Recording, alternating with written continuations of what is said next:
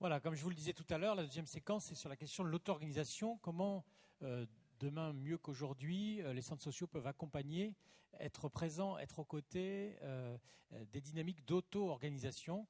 Il y a des choses à inventer. Le petit film vient nous le redire à nouveau. Comment on invente, comment on crée à partir d'idées, à partir d'envie d'agir et d'énergie, des solutions locales. Voilà. Voilà, alors je vais proposer à Marjorie et à Karim de rejoindre le pupitre pour nous présenter leur histoire de jeunes à Lormont. Lormont, c'est près de Bordeaux.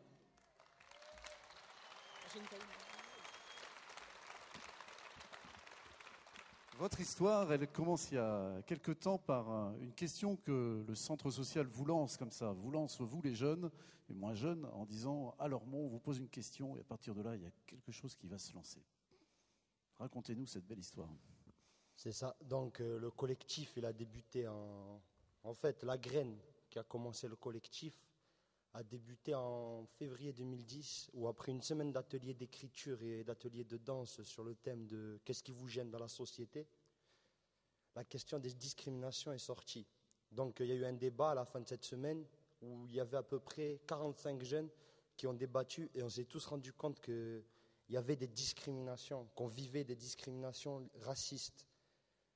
Donc nous aujourd'hui, le collectif, on est à peu près une 25 jeunes âgés de 14 à 24 ans. Et aujourd'hui, on lutte contre les discriminations racistes à travers diverses actions qu'on pourra vous expliquer plus tard.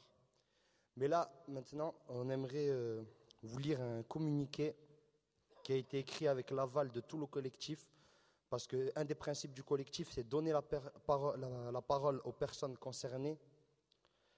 Et dans le collectif, nous prenons les décisions tous ensemble. Donc ce texte que l'on va vous lire avec Marjorie, c'est un texte qui a été écrit par tout le collectif et qui est basé sur 2 points qui nous semblent importants de développer avec vous aujourd'hui. Donc je laisse la parole à Marjorie.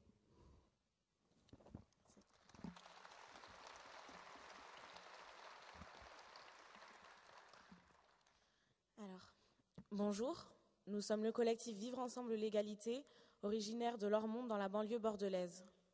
Nous luttons contre les discriminations racistes. Une discrimination est une égalité de traitement fondée sur un critère prohibé par la loi, que ce soit l'âge, le sexe, l'origine ou la religion. Concrètement, cette inégalité se traduit par le refus d'un emploi, d'un logement, une mauvaise orientation scolaire, ou encore par l'interdiction d'entrer dans une structure de loisirs ou autre. Trop de personnes sont victimes de ce délit qui traverse 5 des 6 thèmes abordés au fil de ces 3 jours. Nous tenons donc à souligner le caractère transversal de la question des discriminations ethno-raciales. En effet, cette problématique peut en expliquer bien d'autres. D'après le Bureau international du travail, 4 employeurs sur 5 discriminent. Puis c'est l'effet boule de neige. Par exemple, sans emploi, il est difficile d'obtenir un logement, ce qui mène à la précarité et peut parfois entraîner des ennuis de santé. Le maître mot de ce congrès est effectivement le pouvoir d'agir. Il est essentiel de laisser la parole aux concernés et de leur laisser aussi le pouvoir d'agir. Ce doit être les concernés qui prennent la parole, comme nous dans la lutte contre les discriminations racistes. Nous revendiquons une liberté de parole au nom de la liberté d'expression, mais surtout au nom de notre légitimité à agir en tant que citoyens à part entière de cette société qui est aussi la nôtre. Ne laissons personne parler à notre place. Nous demandons solennellement à ce que la lutte contre les discriminations, qui est une atteinte au principe d'égalité que prône notre République, devienne une question prioritaire, une cause nationale combattue par tous, notamment par nous tous, acteurs des centres sociaux. Mettons en pratique ce qui nous a réunis pendant ces 3 jours. Agissons, nous en avons le pouvoir.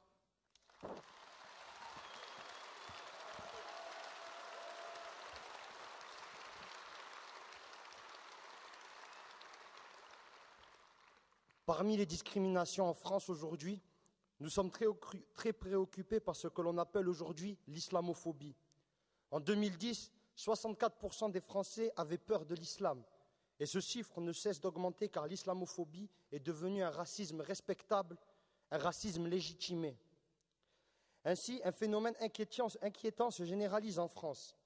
Des mères de famille se voient refuser l'accompagnement à des sorties scolaires car elles sont voilées. Nous avons étudié les textes de loi, notamment la loi 1905 qui sépare l'Église de l'État et la loi 1904 qui interdit le port des signes ostentatoires au sein des établissements scolaires. Cette loi concerne uniquement les élèves et le corps enseignant. Ces mères de famille sont donc bien victimes d'un acte illégal.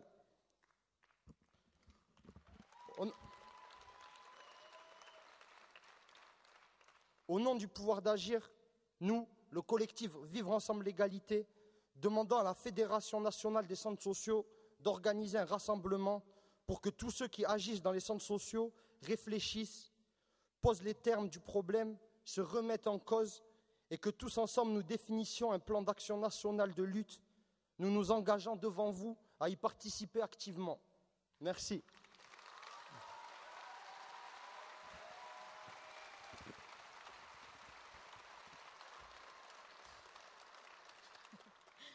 Merci. Donc du coup, juste une petite conclusion. Ce communiqué qui vous a été distribué hier massivement, quand même, c'est pas juste un coup de gueule, mais vraiment une demande. C'est vraiment pour vous faire passer un message, vous faire comprendre que nous avons besoin quand même de soutien et que nous espérons en tout cas qu'on ne restera pas dans l'autosatisfaction, mais bien que ce congrès sera la première pierre d'un édifice qui sera construit pour les habitants, mais surtout avec les habitants. Ensuite, dans un deuxième temps, donc, nous rappelons notre soutien aux mamans voilées qui se sont déplacées quand même pour dénoncer les injustices dont elles sont victimes. Et pour remercier également, puisque nous ne l'oublions pas, le collectif a quand même émergé à la suite de l'initiative du centre social de Lormont-Génicard. Nous souhaitions remercier la directrice de ce centre, Valérie Calmès, et je pense qu'on peut l'applaudir.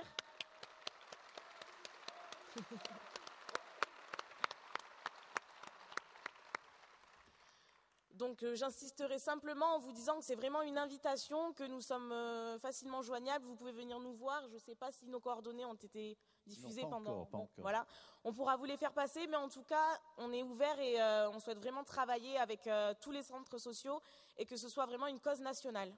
Voilà, merci. Merci Marjorie Karim. Partez pas tout de suite, s'il vous plaît. Marjorie, partez pas tout de suite.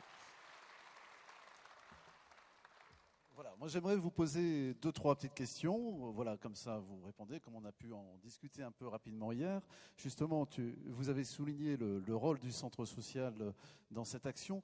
Voilà, dans cet atelier qui porte sur justement le rôle un peu des centres sociaux de lancer, d'expérimenter, et puis un jour, voilà, les actions sortent, elles s'émancipent, elles se grandissent, en dehors, y compris du centre social.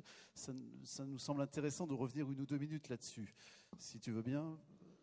Le centre social, ce qui a beaucoup changé, parce que personnellement, après je pense, c'est un peu le cas d'un peu tout le monde dans le collectif, nous avons fréquenté beaucoup de centres sociaux avant de fréquenter celui de Lormont.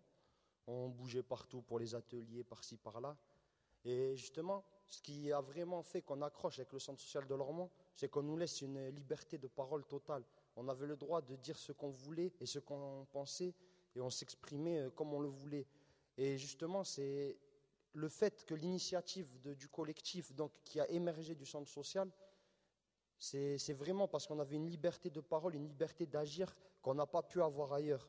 Et vraiment, on va remettre une couche. On remercie le centre social pour cet appui qui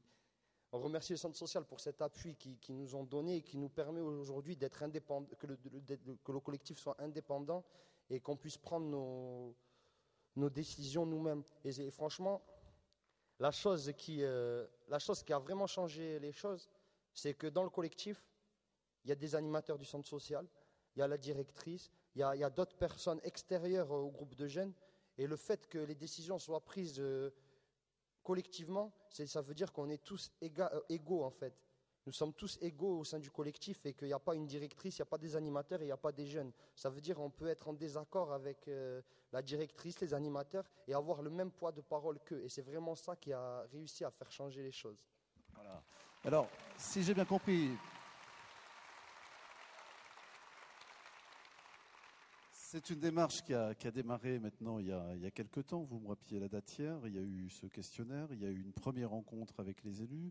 Vous êtes organisé en collectif. Aujourd'hui, le collectif, disais gentiment, est hébergé par le centre social. Bon, voilà, vous êtes porté par l'appui par le centre social. Aujourd'hui, sur quoi vous travaillez? Vous m'avez expliqué hier que vous travaillez des choses sur le quartier, et puis il y a aussi l'objectif national dont vous nous avez déjà un peu parlé. Mais rappelez peut-être un peu ce que vous faites avec le collège et le lycée aujourd'hui. Moi, ça me semblait tout à fait intéressant. Donc alors aujourd'hui, on travaille en partenariat avec le lycée Elifort qui se trouve juste à côté du centre social de Génicard.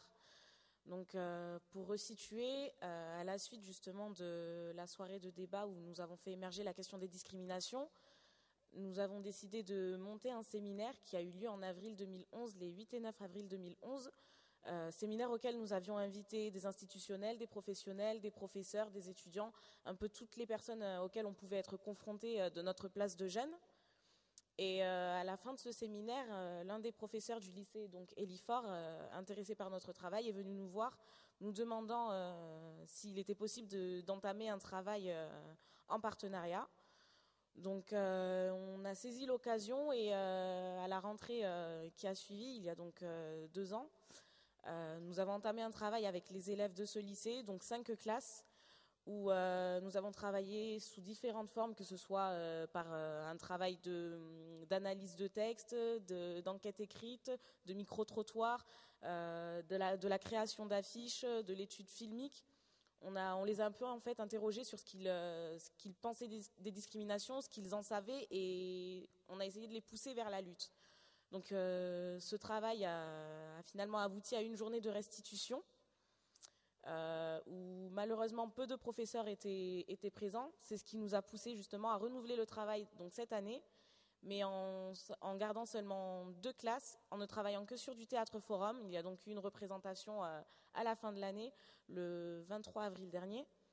Mais on a aussi du coup orienté notre action vers l'équipe du lycée, et on a organisé une matinée de formation pour le corps enseignant, les femmes de ménage, le personnel administratif et vraiment tout le reste du personnel du lycée. Donc sur 150 personnes, on a malheureusement ou heureusement, je ne sais pas, on a rencontré qu'une trentaine de personnes, mais sachant que c'était une journée banalisée et qu'ils n'avaient pas l'obligation d'être là, connaissant les positions de l'éducation nationale et sachant qu'ils pensent qu'il n'y a pas forcément de discrimination en leur sein, on pense que c'est quand même un bon début. Donc voilà ce qu'il en est pour le lycée.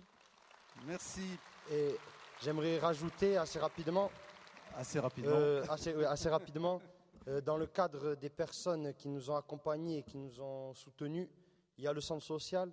Je tiens aussi à remercier Tayeb El Mestari, qui est chargé de mission lutte contre les discriminations à la DRJSCS Aquitaine, qui nous a apporté un soutien financier et un soutien en tant que personne. Donc on tient à le remercier aussi. Je ne sais pas où il est là, il est quelque part dans la salle.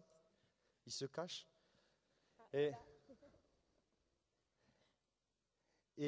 je tiens aussi à remercier dans un autre cadre Olivier Noël qui a participé lors de ce congrès à la préparation de tout le domaine discrimination. Donc voilà, merci beaucoup. Merci Marjorie, merci Karim. On retrouvera les coordonnées.